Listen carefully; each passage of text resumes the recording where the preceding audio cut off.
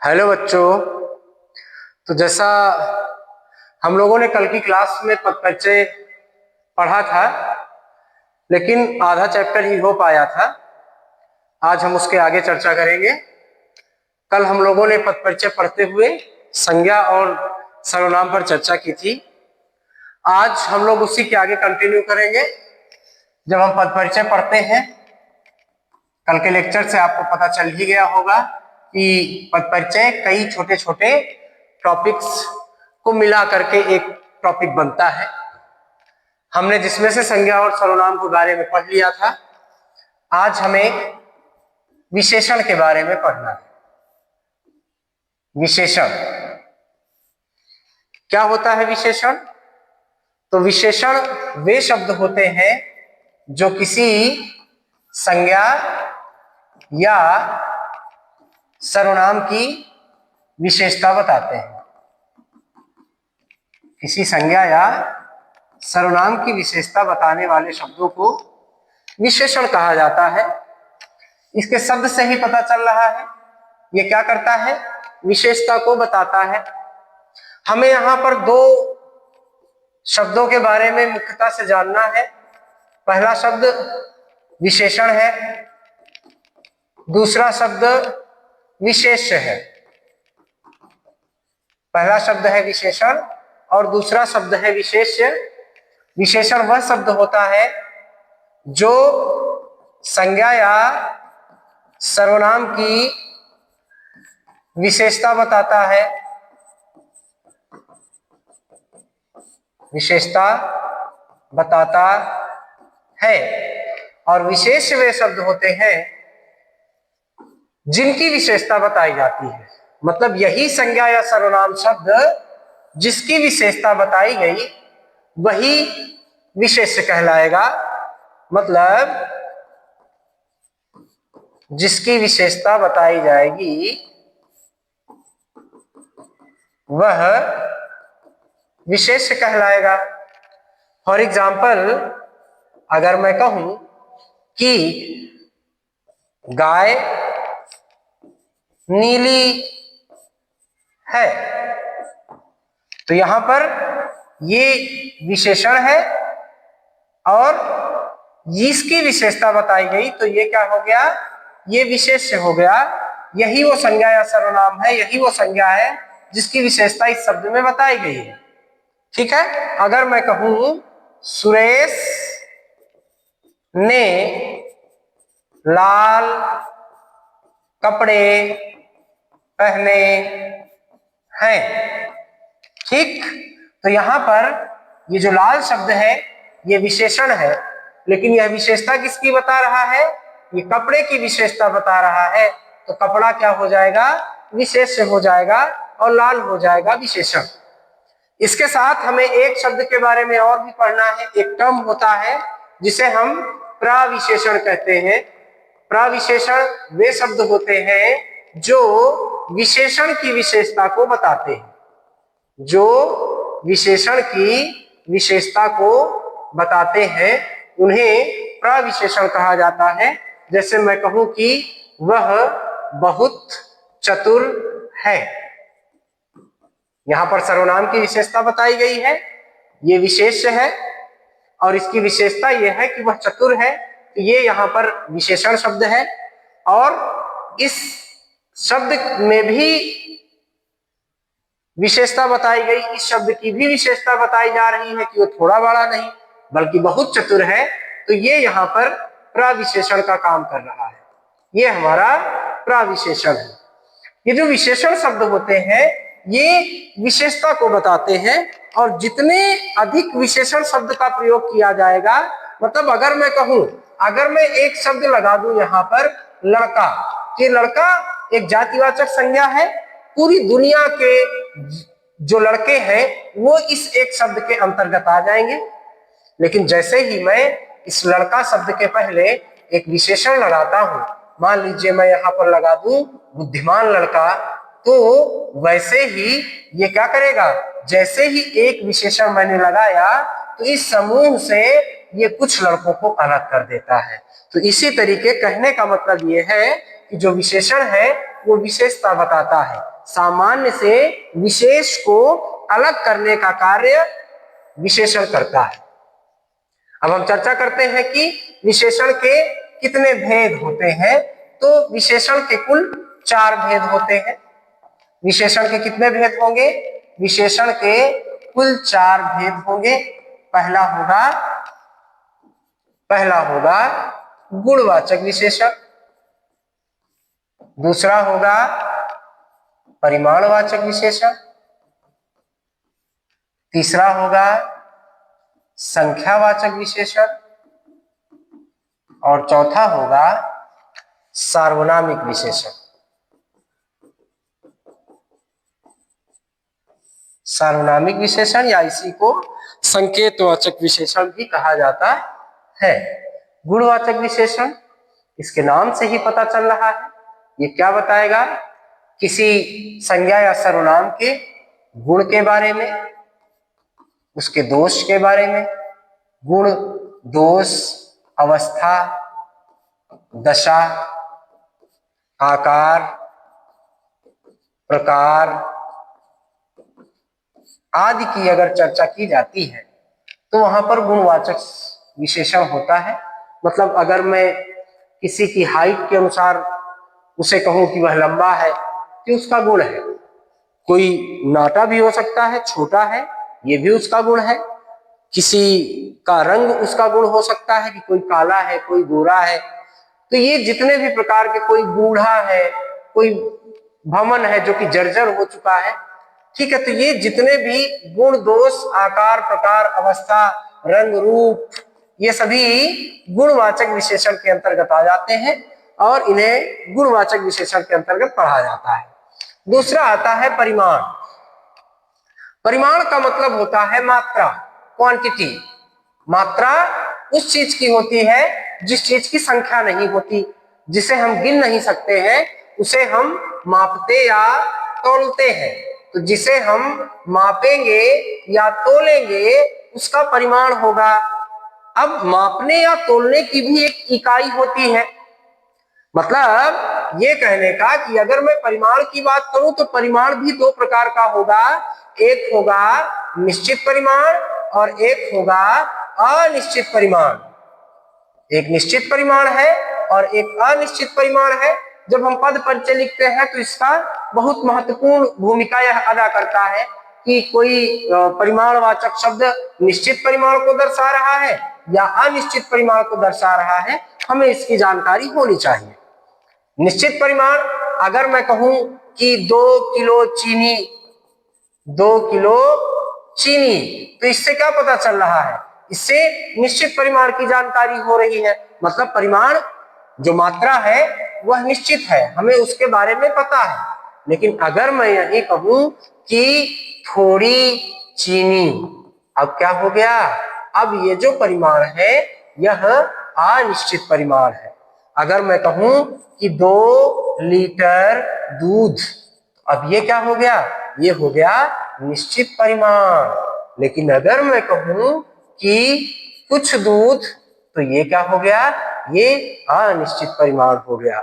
ठीक है, तो परिमाणवाचक विशेषण से हम क्या पता लगाते हैं? निश्चित या अनिश्चित मात्रा का बोध होता है। अगर निश्चित मात्रा दी गई है, अब यहाँ पे कंफ्यूज नहीं होना है। अगर लिखा हुआ है 2 किलो टमाटर तो वो निश्चित परिमाण होगा, लेकिन अगर वहीं पर लिखा हुआ है 2 टमाटर तो वह निश्चित संख्या हो जाएगी। ठीक है, परिमाण मतलब जहां पर भी मेजरमेंट की बात हो रही है, नापने या तोलने की बात हो रही है, वहां पर परिमाण होगा। अगर नाप या तोल जो कुछ भी है वो निश्चित दी गई है तो वह निश्चित परिमाण होगा, और अगर हमें उसके मात्रा की निश्चित जानकारी नहीं है तो वह अनिश्चित परिमाणवाचक के अंतर्गत आ जाएगा। इसके बाद हम बात करते हैं संख्या की। अगर हम संख्या के बारे में बात करें तो ऐसे शब्द या ऐसे विशेषण जिनकी विशेषता संख्या के माध्यम से बताई जाएगी वे संख्यावाचक विशेषण के अंतर्गत आएंगे। इसके भी हम 2 भेद देखेंगे। पहला क्या? संख्या या तो निश्चित होगी या फिर संख्या अनिश्चित होगी। संख्या भी 2 तरीके की होगी, संख्या या तो निश्चित होगी या फिर अनिश्चित होगी। अगर मैं कहूं कि मेरी कक्षा में 10 विद्यार्थी हैं, कितने विद्यार्थी हैं? 10 विद्यार्थी हैं, तो ये जो संख्या है यह एक निश्चित संख्या है। मतलब मैंने काउंट किया, मैंने संख्या निकाली और मुझे निश्चित संख्या का पता चल गया। 10 विद्यार्थी एक निश्चित संख्या को दर्शा रहा है। लेकिन अगर मैं कहूं आज मेरी कक्षा के कुछ विद्यार्थी अनुपस्थित हैं। अब यहाँ पर देखिए क्या है, अब यहाँ पर ये जो कुछ विद्यार्थी है इनकी कोई ना कोई संख्या तो होगी, आएगा ये संख्यावाचक विशेषण के अंतर्गत। इनकी कुछ संख्या तो होगी, एक संख्या तो होगी, लेकिन वह संख्या कितनी है उसके बारे में कुछ भी निश्चित जानकारी प्रदान नहीं की गई है। तो ये जो कुछ विद्यार्थी शब्द है ये क्या हो जाएगा, ये जो कुछ शब्द है यह अनिश्चित संख्या को दर्शाता है। वहीं अगर मैं 10, 20, 50, 100 ऐसा कुछ निश्चित संख्या लिखता हूं तो वह निश्चित संख्यावाचक के अंतर्गत आता है। अगर निश्चित संख्या नहीं दी गई है तो वह अनिश्चित संख्यावाचक के अंतर्गत आता है। इतना क्लियर हो चुका है। अब हम पढ़ेंगे चौथा भेद, इसे हम सार्वनामिक विशेषण या इसी को हम संकेतवाचक विशेषण भी कहते हैं। ठीक है, अब आप यहां पर समझिएगा, कल की क्लास में आप लोगों ने सर्वनाम पढ़ा था, तो सर्वनाम जब आपने पढ़ा तो उससे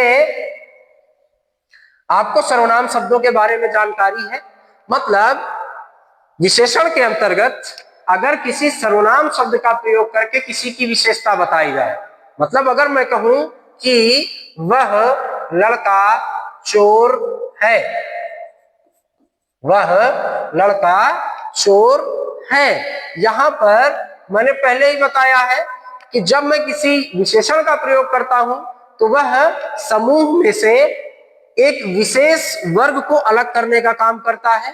मान लीजिए कि ये एक समूह है, इसमें 10 लड़के हैं, ठीक है, और कुछ लड़कों में से मैंने किसी एक लड़के की तरफ इशारा किया कि वह लड़का चोर है, तो मैंने वह शब्द का प्रयोग विशेषता बताने के लिए की। इन सारे लोगों में वह विशेष बालक है जिसने चोरी की है। तो यहाँ पर मैंने सर्वनाम का प्रयोग भी किया है और यहाँ पर मैंने संकेत भी किया है, डेमोन्स्ट्रेट भी किया है, उसकी तरफ इशारा भी किया है, संकेत किया है, जिसके कारण इसे सार्वनामिक या संकेतवाचक विशेषण कहा जाता है।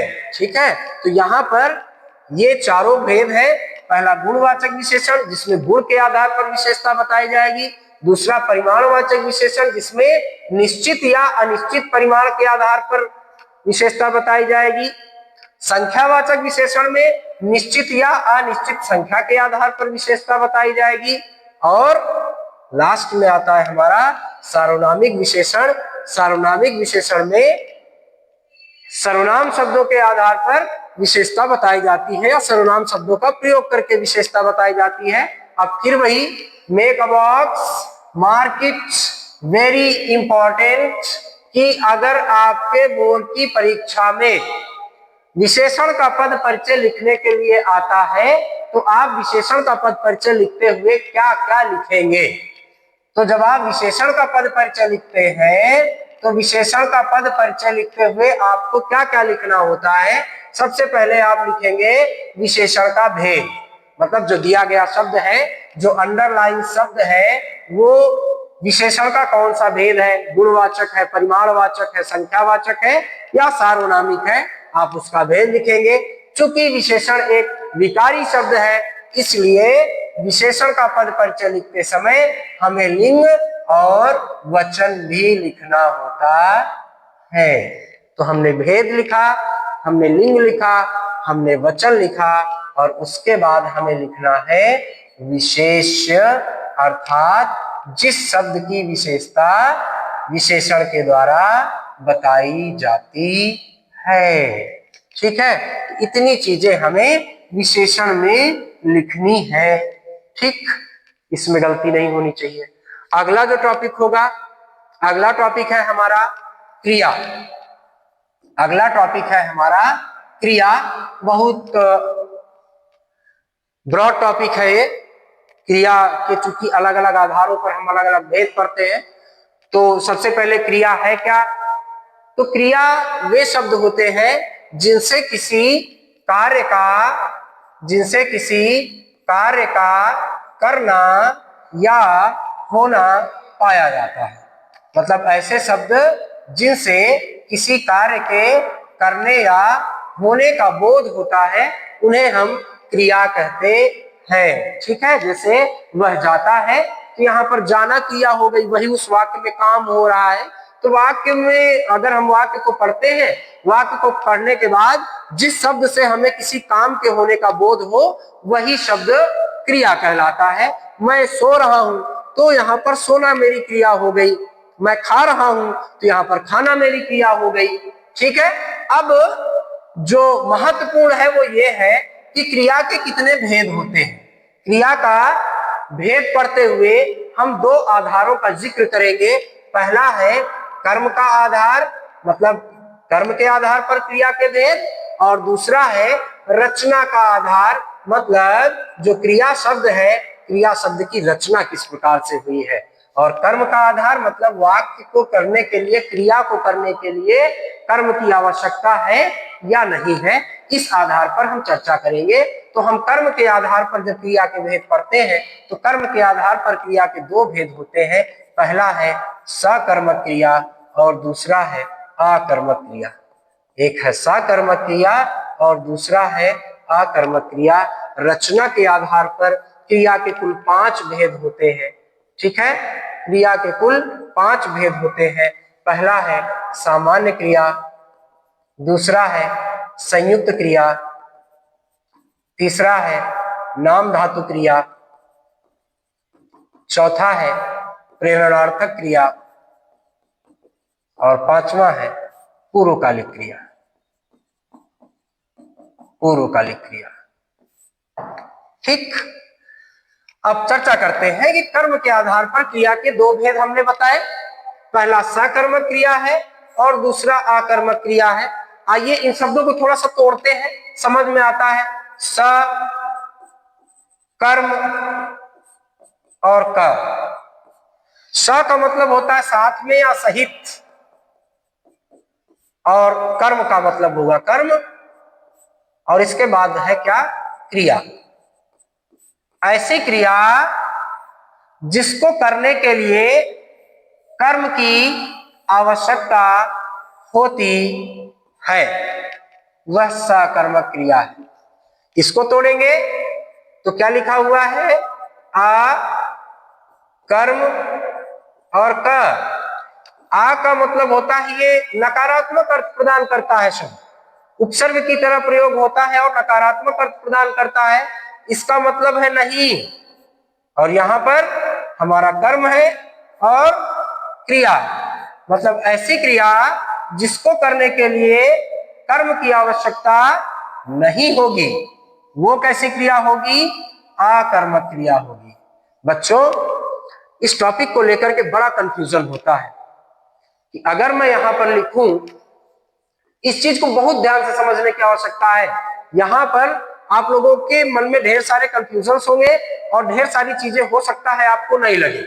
अगर मैं यहां पर लिखूं कि रमेश पढ़ता है, रमेश पढ़ता है, अगर मैं यहां पर आपसे कहूं कि यहां पर जो क्रिया लिखी गई है ये सकर्मक है कि अकर्मक, तो हो सकता है कि आप में से कई लोगों का जवाब हो कि यह एक अकर्मक क्रिया है, लेकिन यह एक अकर्मक नहीं बल्कि सकर्मक क्रिया है।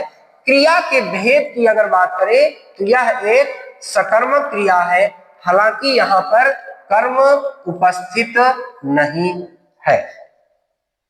ठीक, मतलब मेरे कहने का ये है कि ये जो क्रिया है, ये क्रिया बिना कर्म के संपादित नहीं हो सकती है। इस एक्शन को परफॉर्म करने के लिए ऑब्जेक्ट की नीड होगी, ऑब्जेक्ट रिक्वायर्ड है। बिना ऑब्जेक्ट के ये क्रिया हो ही नहीं सकती। मतलब पढ़ने के लिए मुझे कुछ ना कुछ चाहिए, मैं पुस्तक पढ़ूंगा, अखबार पढ़ूंगा, पत्रिका पढ़ूंगा, कुछ ना कुछ मुझे पढ़ने के लिए आवश्यक होगा। उसी तरीके से अगर मैं लिखूं कि मोहन खाता है, इस वाक्य में भी कर्म उपस्थित नहीं है, लेकिन क्रिया सकर्मक है। मतलब ये कि खाने के लिए किसी ना किसी ऑब्जेक्ट की आवश्यकता होगी। मोहन क्या खाएगा? पूरी खाएगा, रोटी खाएगा, कुछ ना कुछ खाने की ऑब्जेक्ट आवश्यक होगी। मतलब अगर मैं ये कहूं कि जो क्रिया है उनके दो भेद होते हैं, एक वह क्रिया, अगर मैं केवल सीधा सा यहां पर लिख दूं कि पढ़ना, लिखना, खाना, ये सारी क्रियाएं क्या हैं? ये सकर्मक क्रियाएं हैं। मतलब वाक्य में नहीं भी लिखा है तब भी पता चल जाएगा कि ये सकर्मक क्रियाएं हैं, क्योंकि इनको करने के लिए किसी कर्म की आवश्यकता पड़ेगी। मतलब बिना कर्म के इन क्रियाओं को किया नहीं जा सकता। खाने की क्रिया बिना कर्म के नहीं होगी, लिखने की क्रिया बिना कर्म के नहीं होगी, पढ़ने की क्रिया बिना कर्म के नहीं होगी। और जो दूसरा भेद होता है अकर्मक क्रिया, अगर वाक्य में नहीं भी लिखी है तब भी पता चल जाएगा।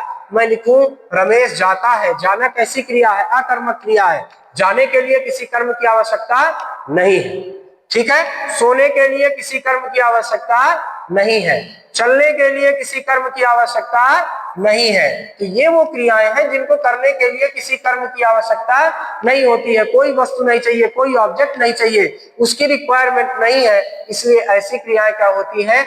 अकर्मक क्रियाएं होती है, ठीक है। अगर मैं ये लिख दूं कि रमेश पुस्तक पढ़ता है, फिर तो बहुत अच्छा है। रमेश अगर पुस्तक पढ़ता है फिर तो बहुत अच्छा हो गया। क्यों? क्योंकि यहाँ से मुझे क्रिया का भेद भी पता चल रहा है। मैं कहूंगा कि ये क्या है? यह एक सकर्मक क्रिया है और इसमें कर्म भी उपस्थित है और इसका कर्म हो जाएगा पुस्तक। तो क्रिया का भेद सकर्मक है और इसमें कर्म उपस्थित भी है। लेकिन अगर कर्म उपस्थित ना भी हो तो भी क्रिया का भेद सकर्मक ही होगा। अगर हमें यह पता करना हो कि कोई क्रिया सकर्मक है या अकर्मक, तो हम एक काम कर सकते हैं। हमें क्या करना है? क्रिया को पकड़ना है और क्रिया से एक सवाल पूछना है। जैसे इस वाक्य में मैं क्रिया को पकड़ूं, और क्रिया क्या है इस वाक्य में? इस वाक्य में क्रिया है पढ़ता है। अगर मैं पूछूं क्या पढ़ता है, तो मुझे जवाब मिलेगा क्या पढ़ता है? पुस्तक पढ़ता है। मतलब पुस्तक क्या है?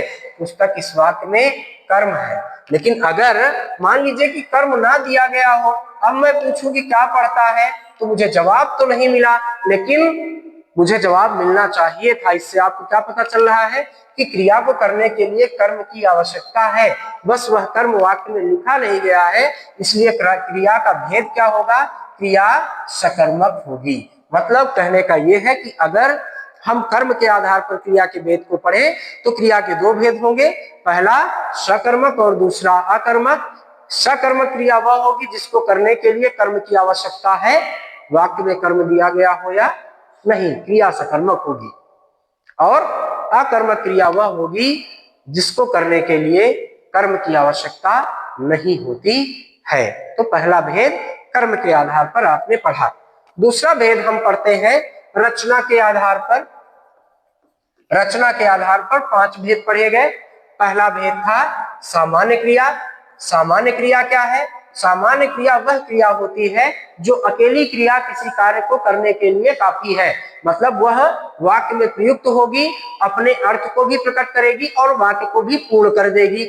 मतलब अगर मैं लिखूं कि राम घर गया, राम घर गया, तो यहाँ पर एक क्रिया प्रयोग हो रही है, वाक्य कंप्लीट हो रहा है। ये एक सामान्य क्रिया है, गया एक सामान्य क्रिया है।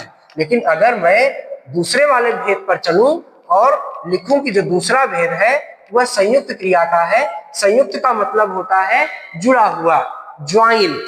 मतलब संयुक्त क्रिया को करने के लिए एक अकेली क्रिया काफी नहीं है, दो क्रिया शब्दों का प्रयोग होगा। दो क्रिया शब्दों का प्रयोग होगा। ऐसा नहीं है कि वाक्य में दो क्रियाएं हो रही हैं, वाक्य में क्रिया एक ही हो रही होगी, लेकिन क्रिया के अर्थ को पूरा करने के लिए हमें दो क्रिया शब्दों का प्रयोग करना पड़ेगा। अगर मैं यहाँ पर सेम इसी सेंटेंस के थ्रू एग्जांपल दूं, मैं लिखूं कि राम घर चला गया। अब देखिए, समझिए, मतलब क्रिया कितनी हो रही है, एक्शन कितना परफॉर्म किया जा रहा है। एक्शन एक ही परफॉर्म हो रहा है, एक कितना काम केवल एक हो रहा है, लेकिन क्रिया शब्द कितने प्रयोग हो रहे हैं? दो, चला और गया। ये दोनों अलग अलग शब्द हैं, दोनों अलग अलग क्रियाएं हैं। एक काम या एक एक्शन को दिखाने के लिए जब हम दो क्रिया शब्दों का प्रयोग करेंगे तो वो संयुक्त क्रिया कहलाती है। अगर हम केवल एक शब्द का प्रयोग करके अपने बात को पूरा कर देंगे, क्रिया के होने को पूरी तरीके से दिखा देंगे, तो वहां पर सामान्य क्रिया होगी। तीसरे भेद के बारे में पढ़ते हैं। तीसरा भेद मैंने बताया था, तीसरा भेद कौन सा होता है? तीसरा भेद है नाम धातु क्रिया। नाम धातु क्रिया क्या होगी? नाम धातु क्रिया वह होती है, मतलब ऐसे समझ के चलिए कि मान लीजिए मैं एक संज्ञा शब्द ले लूं, मैं एक सर्वनाम शब्द ले लूं, या फिर मैं एक विशेषण शब्द ले लूं। तो संज्ञा, सर्वनाम या विशेषण शब्दों का प्रयोग करके जो संज्ञा क्रिया बनाई जाती है उसे नाम धातु क्रिया कहते हैं। जैसे संज्ञा, मैं कहूं बात क्या है? बात संज्ञा है। मैं कहूं लात क्या है? लात एक संज्ञा है। मैं कहूं लाठी क्या है? लाठी भी एक संज्ञा है। तो बात, लात, लाठी ये सभी संज्ञा शब्द है। अगर मैं इससे क्रिया बना दूं, बात से क्या बन जाएगा? बात से बन जाएगा बतियाना। तो बतियाना संज्ञा से बना, तो ये कैसी क्रिया हो गई? नाम धातु क्रिया। लात से क्या बन गया? लतियाना। लतियाना एक क्रिया शब्द है, संज्ञा से बना हुआ है, नाम धातु क्रिया है। लाठी क्या है? संज्ञा है, इससे क्रिया बनाया लठियाना। ये कैसा शब्द है? ये क्रिया शब्द है। ये संज्ञा से बने हुए शब्द है, नाम धातु है। अब अगर मैं कहूं अपना, अपना क्या है? सर्वनाम शब्द है।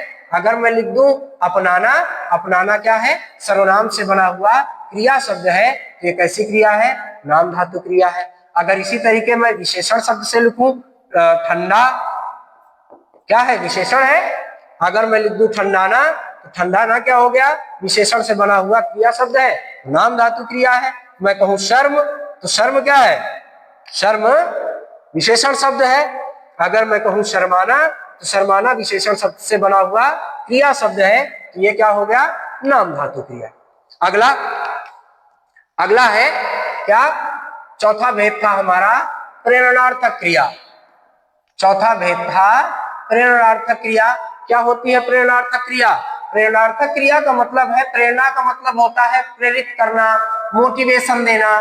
मतलब यहाँ पर नाम से ही पता चल रहा है कि प्रेरित किया जा रहा है, प्रेरणा दी जा रही है।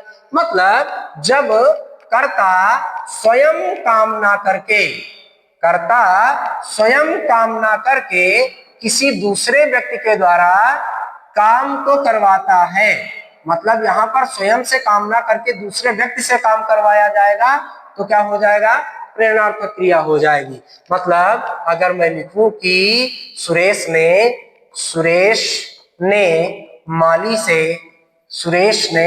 माली से पेड़ कटवाया। अब देखिए यहाँ पर क्या है?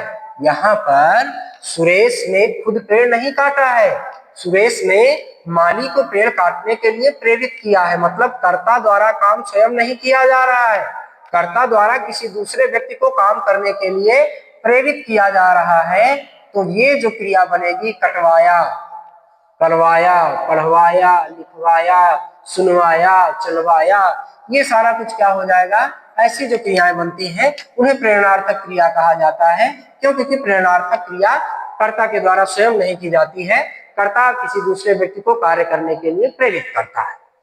अगला और आखिरी भेद है पूर्वकालिक क्रिया का। पूर्वकालिक क्रिया मतलब अब ध्यान से समझिएगा, अगर वाक्य में कुछ ऐसा हो रहा हो कि वाक्य में दो क्रियाएं हो रही हैं, एक के बाद दूसरी हो रही है, तो जो पहले मतलब पूर्व का मतलब पहले, काल का मतलब होता है समय। मतलब अगर हम समय को देखें और उस समय के अनुसार हमें एक क्रिया पूर्व मतलब पहले होती हुई दिखाई दे रही हो, तो जो पहले होगी क्रिया वो पूर्वकालिक क्रिया होगी। अगर मैं लिखूं कि रमेश खाना खाकर सो गया। अब देखिए इस वाक्य में दो क्रियाएं हो रही हैं। जब आपने संयुक्त क्रिया पढ़ी थी तो वहां पर दो क्रिया शब्द प्रयोग हो रहे थे, क्रिया एक ही हो रही थी। यहाँ पर क्या है? दो अलग अलग क्रियाएं हो रही हैं, खाना खाया और सो गया। तो पहले कौन सा काम हुआ? खाना खाने का काम पहले हुआ, दोनों काम एक साथ तो हो नहीं सकते, सोने का काम बाद में हुआ। पूर्वकालिक मतलब पहले कौन सा काम हुआ, खाना खाने का काम पहले हुआ, तो ये जो क्रिया है ये कौन सी क्रिया हो जाएगी, पूर्वकालिक क्रिया हो जाएगी। अगर मैं लिखूं कि वह नहाकर स्कूल गया, अब बताइए यहां पर भी दो क्रियाएं हो रही हैं, एक नहाने की क्रिया हो रही है, एक स्कूल जाने की क्रिया हो रही है, दोनों एक साथ नहीं हो रही, दोनों अलग अलग टाइम पे हो रही है। एक काम के खत्म हो जाने पर दूसरा काम शुरू हो रहा है, तो नहाने की क्रिया पहले हो गई तो पूर्वकालिक क्रिया नहाकर, ठीक है। तो इस तरीके से ये जो है पूर्वकालिक क्रिया है, दो क्रियाएं एक ही वाक्य में होती हुई दिखाई दे रही है, और जो क्रिया पहले पूरी होगी वो पूर्वकालिक क्रिया होगी। अब द मोस्ट इंपॉर्टेंट थिंग क्या, जब हम क्रिया का पद परिचय लिखते हैं तो हमें क्या क्या लिखना होगा, ठीक है। क्रिया का पद परिचय लिखते समय हम क्या क्या लिखेंगे, सबसे पहले क्या लिखेंगे, क्रिया में हम सबसे पहले उसका भेद लिखेंगे। भेद दो आधार पर, पहला अगर हम रचना के आधार पर भेद नहीं भी लिखेंगे तो हमारा काम चल सकता है, लेकिन हमें कर्म के आधार पर क्रिया का भेद लिखना जरूरी है। मतलब हमें कम से कम इतना तो लिखना ही है कि क्रिया सकर्मक है या अकर्मक। सामान्य संयुक्त नाम धातु प्रेरणार्थक और पूर्वकालिक अगर लिख दे रहे हैं बहुत अच्छी बात है, सोने पे सुहागा होगा, लेकिन अगर नहीं है तो हम केवल कर्म के आधार पर क्रिया का भेद लिख देंगे। उसके बाद चूंकि क्रिया भी क्या है, एक विकारी शब्द के अंतर्गत आता है, इसमें भी लिंग वचन कारक काल और आधार पर परिवर्तन होते हैं, इसलिए क्रिया का भेद लिखा जाएगा। कर्म के आधार पर लिंग लिखेंगे, वचन लिखेंगे, काल लिखेंगे और वाच्य लिखेंगे। क्रिया का पद परिचय लिखने में इतनी चीजों का होना आवश्यक और अनिवार्य है। आज केवल इतना ही हो पाया है, अभी थोड़ी सी चीजें बची हुई हैं, अब वे बचा हुआ है, मतलब एक क्लास के लिए अभी और समय आपको देना होगा। अगली क्लास बहुत जल्दी अपलोड होगी। धन्यवाद।